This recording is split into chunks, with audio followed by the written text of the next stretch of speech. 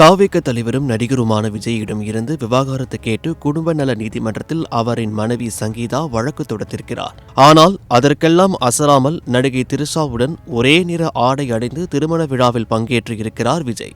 அத்துடன் இது அவ்வளவு ஒர்த்தில்ல, நான் பார்த்துக்கிறேன் என்று தாவக மகளிரணி நிகழ்விலும் பேசியிருக்கிறார்.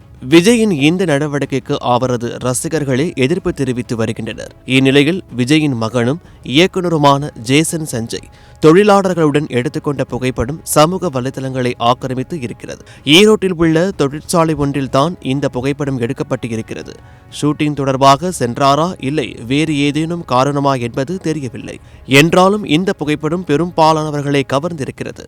இது குறித்து நெட்டிசன்கள் மிகவும் எளிமையாக எந்தவித பந்தாவும் இல்லாமல் தொழிலாளர்களுடன் இயல்பாக நிற்கிறார் என பாராட்டியிருக்கின்றனர். இயக்குநராக அறிமுகமாகும் சிக்மா திரைப்படத்தின் இறுதிக்கட்ட பணிகளில் ஜேசன் சஞ்சய் தற்போது பிஸியாக இருக்கிறார்.